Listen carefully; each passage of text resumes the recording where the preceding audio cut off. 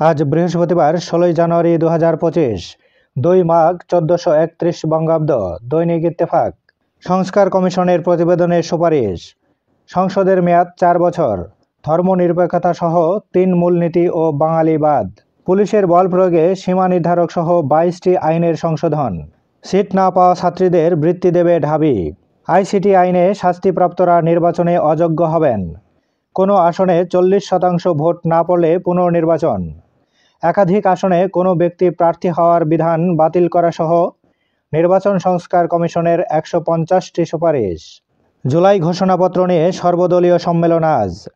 ৭ বিষয়ে অন্তর্ভুক্তির দাবি বৈষম্য বিরোধী ছাত্র আন্দোলন ও জাতীয় নাগরিক কমিটির। ঐকমত্যের সনদের ভিত্তিতেই নির্বাচন, প্রধান উপদেষ্টা। ৪ কমিশনের প্রতিবেদন দাখিল, বাকি দুটিও আংশিক দিয়েছে। ক্ষমতার অপব্যবহার ও আমলা নির্ভরতা কমাতে দুদকের ৪৭ দফা। ঐকমত সৃষ্টিতে দলগুলোর সঙ্গে আলোচনা ফেব্রুয়ারিতে। নির্বাচনের আগে অন্তত ট্রায়াল কোর্টে গণহত্যার বিচার শেষ হবে, আসিফ নজরুল। কোনো দলকে মতামত দিতে বারণ করা হয়নি, সৈয়দা রিজওয়ানা হাসান। এ সরকারি সংস্কারের সুপারিশ বাস্তবায়ন করবে, আসিফ মাহমুদ। এনসিটিভির সামনে সংঘর্ষে ৩২ জন আহত, আদিবাসী শব্দের পক্ষে বিপক্ষে অবস্থান। প্রতিদিন দৈনিক পত্রিকাগুলোর শিরোনাম জানতে লাইক, কমেন্ট এবং সাবস্ক্রাইব করুন। এবার শেষের পাতা। আমেরিকানরা একসঙ্গে কাজ করে শক্তিশালী, সমৃদ্ধশালী এবং নিরাপদ হয়ে উঠেছি।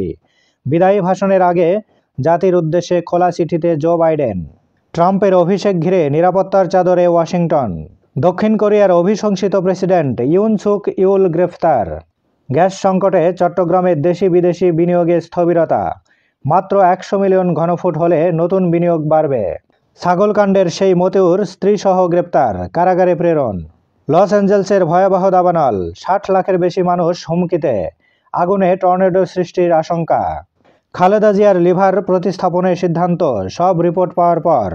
দুদকের অরফানেজ ট্রাস্ট মামলা। খালেদা জিয়া, তারেক রহমান বেকসুর খালাস। তাদের মর্যাদা পুনরুদ্ধার ও নিরপরাধ ভাবমূর্তি প্রতিষ্ঠা করবে এ রায়, আপিল বিভাগ। চীন সফরে প্রাধান্য পাবে যেসব ইস্যু, জানালেন পররাষ্ট্র উপদেষ্টা। যাচ্ছেন ২০ জানুয়ারি। আওয়ামী লীগ আমলের বিতর্কিত পুলিশ কর্মকর্তাদের ধরা হবে, স্বরাষ্ট্র উপদেষ্টা।